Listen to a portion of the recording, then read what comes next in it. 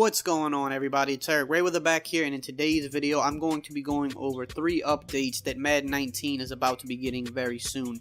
Now, many of you may have noticed over the past couple days there's been a couple of updates that we've had to download, and a lot of people keep asking me, you know, what was in the update? Is this the November title update? I didn't see any patch notes. What's in it? Well, I don't believe EA actually put out any patch notes on it, but what they did say was that this update, these last 2 updates have kind of been like little mini updates. There were no gameplay fixes in them, and there was no franchise updates, and that's what a lot of people were waiting on, was all that stuff to be updated in, you know, the November update.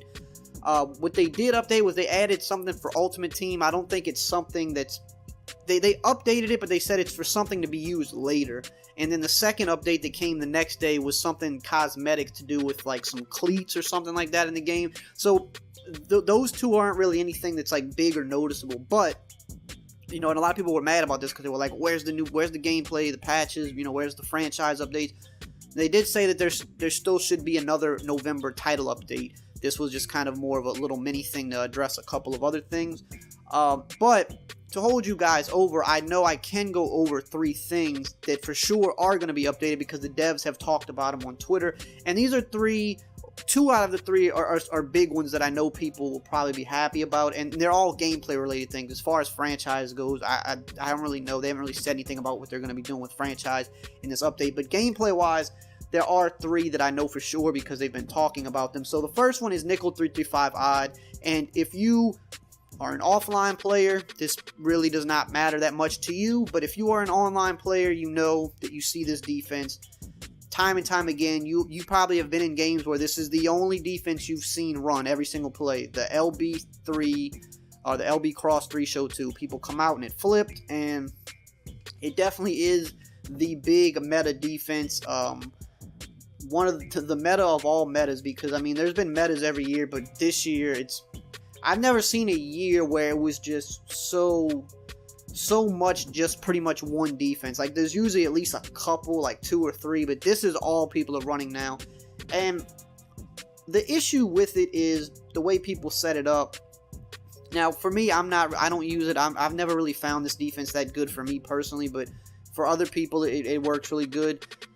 What they do is they get this guy here, where Miles Jack is. He loops through like this, and usually he will come through untouched. Sometimes they'll rush 4, you know, sometimes they'll just bring an extra guy off the edge. Sometimes they'll bring all 6 guys and, you know, just adjust their coverage and try to get, you know, really, you know, they'll get really, what's the word I'm looking for, kind of risky with it, but they're just banking on that this guy shooting straight through and then one of these guys like shooting off the edge, and you only have time to make one read and they're just going to lurk the middle of the field, and if you make a bad throw they're going to pick it. Now they have done some patches with this formation where you can run the ball better versus the formation as a whole, which you couldn't do earlier in the year, which was good. But the problem with this play in particular is that there's really no rhyme or reason for what this linebacker does. And what I mean by that is, and if you've played online, you've definitely seen it, is it doesn't matter what you do. You know, a good bit of the time, this guy's just going to loop in no matter what you do, even versus the run. And when he does it versus the run, which he will do often, he shoots right through and he stops the run in the backfield, which shouldn't happen. This should not stop the run in the backfield. One of these guards should get to the second level, boom, take him out, and then you should literally be able to gash this defense for 5-10 yards a pop every time you run on it. And when he does get picked up, that's what happens.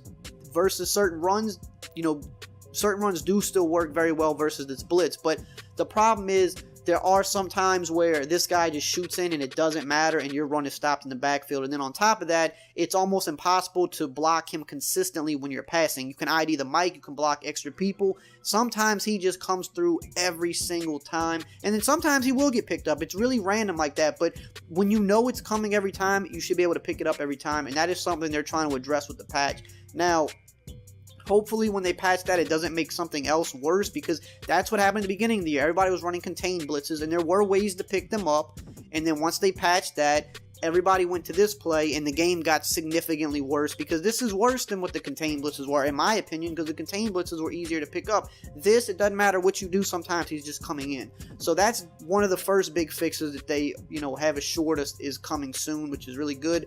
Number 2 is going to be another annoying defense, probably the second most annoying defense, which is the big nickel over G block shed defense. And I actually did post about this one on the channel. Now, again, in that video, I did show multiple ways to block it. I showed 3 different ways to block it.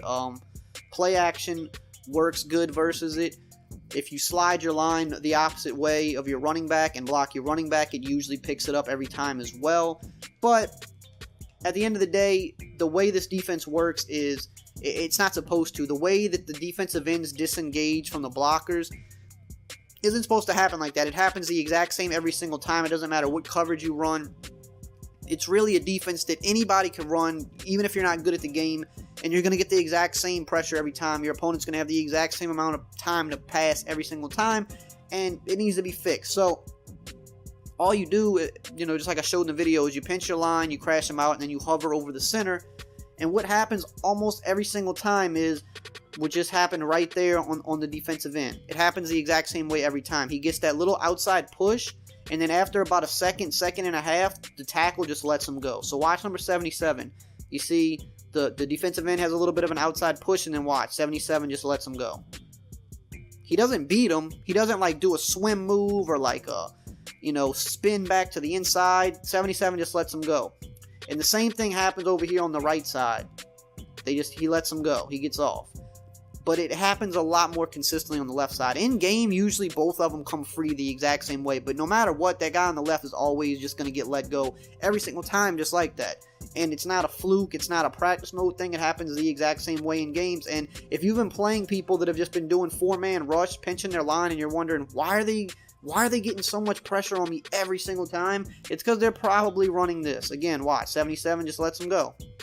He just lets them go. And it's worse in game, because in game, the right tackle usually will do the same thing at the same time. So you have both of them coming in. So it's really frustrating. Like I said, there are ways to, block it, but they're not supposed to disengage like that. There's a bug where they're just at a certain point of the rush, the guys are just letting them come free, and that's definitely annoying to go against online. The first time I went against it online, a while back, and I didn't know what it was, I was thinking the same thing. I'm like, this guy is just running a stock cover 3 every play, and his defensive ends are just block shedding instantly almost every time, and I think I might have lost that game, because I had just never seen that before, and I had no time to get passes off. So that is definitely something that Clint Odenberg said on Twitter that they're going to be addressing, so that'll be gone soon as well.